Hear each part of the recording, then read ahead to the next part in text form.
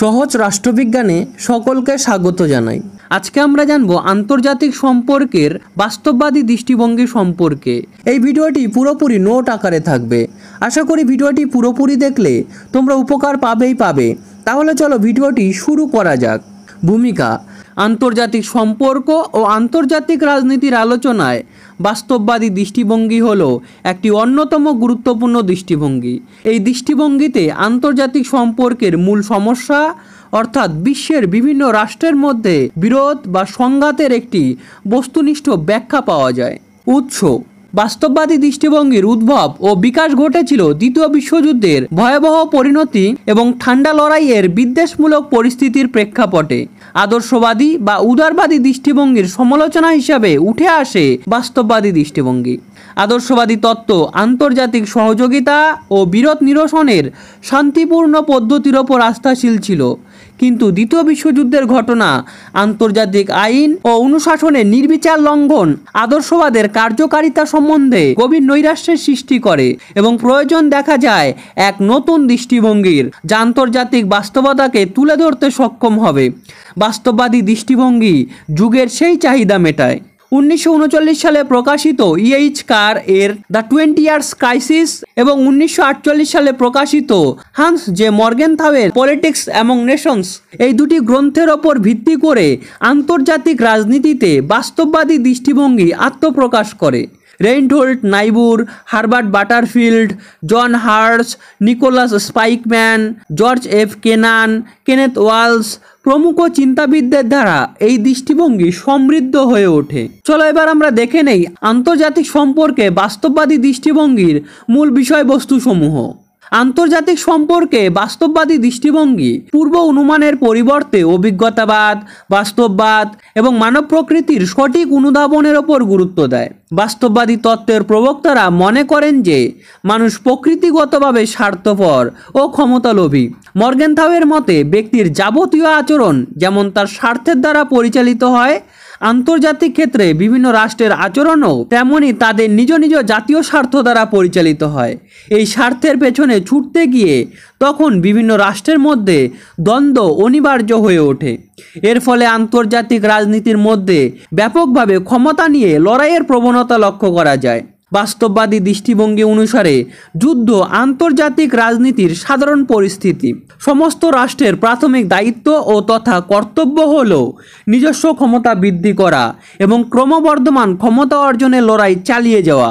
প্রতিটি রাষ্ট্রের লক্ষ্য হবে জাতীয় স্বার্থ রক্ষা করা এবং তা বৃদ্ধি নিয়ে সচেতন থাকা। Hans J মর্গেনথাউ politics among Nations গ্রন্থে বাস্তববাদী দৃষ্টিভঙ্গিকে বিস্তারিতভাবে বিশ্লেষণ করেছেন। তিনি বাস্তববাদের 6টি নীতির উল্লেখ করেছেন। এগুলি হলো: 1. রাজনীতি কতগুলি বস্তুগত নিয়ম বা বিধি দ্বারা পরিচালিত হয়। মানব প্রকৃতির মধ্যে এইসব নিয়মবিধি নিহিত থাকে। সময়ের সাথে সাথে এই নিয়মবিধিগুলি পরিবর্তিত হয় না। মর্গেনথাউ বলেন, এই নিয়মবিধি ঠিকঠাকভাবে অনুমোদন করতে পারলেই মানুষের রাজনৈতিক আচরণ বোঝা সম্ভব হয়। 2. রাজনৈতিক বাস্তবতাকে বোঝার প্রধান সাহায্যকারী উপাদানটি হল জাতীয় স্বার্থের ধারণা। এই জাতীয় স্বার্থ সাধারণত দেশের ক্ষমতার ভিত্তিতে গঠিত হয়। মর্গেনথাউয়ের মতে একটি দেশের রাষ্ট্রনায়ক যত বেশি জাতীয় স্বার্থের ভিত্তিতে কাজ করবেন, তার সিদ্ধান্ত তত বেশি যুক্তিসঙ্গত বা বাস্তবসম্মত হবে। 3. একটি রাষ্ট্র জাতীয় স্বার্থ নির্ধারণ করে প্রচলিত রাজনৈতিক, সাংস্কৃতিক ও সামরিক পরিমণ্ডলের ওপর। তাই রাজনৈতিক বাস্তবতা অনুসারে জাতীয় স্বার্থের ধারণাটি স্থান ও কালের পরিবর্তনের সঙ্গে সঙ্গে পরিবর্তনশীল। 4. বাস্তববাদী দৃষ্টিভঙ্গি অনুযায়ী রাষ্ট্রীয় কার্যাবলীর ক্ষেত্রে সর্বজনীন নৈতিক ধারণাকে প্রয়োগ করা সম্ভব নয়, কারণ রাষ্ট্র কোনো নৈতিক প্রতিষ্ঠান নয়। রাষ্ট্রীয় কার্যাবলীর যৌক্তিকতা বিচার হয় তার ফলাফলের ভিত্তিতে, নৈতিক মানদণ্ডের ভিত্তিতে নয়। মর্গেনথাউ বলেছেন, একজন ব্যক্তি যে নীতিবোধের দ্বারা পরিচালিত হন, রাষ্ট্রের ক্ষেত্রে সেই নীতিবোধ আশা করা যায় না। 5. বাস্তববাদ অনুসারে কোনো রাষ্ট্রের নীতিবোধ বিশ্বজনীন নৈতিকতার সঙ্গে সঙ্গতিপূর্ণ নাও হতে পারে, কারণ প্রকৃতপক্ষে রাষ্ট্রের কার্যাবলী নৈতিক দৃষ্টিভঙ্গির দ্বারা পরিচালিত হয় না, পরিচালিত হয় জাতীয় স্বার্থ পূরণের লক্ষ্যে। অর্থাৎ নৈতিকতা ও রাজনৈতিক সিদ্ধান্ত এক নয়। মর্গেনথাউ রাজনৈতিক এলাকার স্বাতন্ত্র্যের ওপর গুরুত্ব আরোপ করেছেন। তার মতে অর্থনীতি, আইনশাস্ত্র, নীতিশাস্ত্র ইত্যাদির যেমন নিজ নিজ কার্যক্ষেত্র রয়েছে, রাজনীতিরও তেমনই নিজস্ব কার্যক্ষেত্র বা এলাকা রয়েছে। এবার আমরা জেনে নেব বাস্তববাদী তত্ত্বের মূল উপাদান সম্পর্কে। 1. স্টেট বা রাষ্ট্র। বাস্তববাদীদের মতে আন্তর্জাতিক রাজনীতিতে রাষ্ট্র হলো প্রধান কর্মকর্তা বা কারক। আন্তর্জাতিক রাজনীতির কেন্দ্রবিন্দুতে থাকে রাষ্ট্র।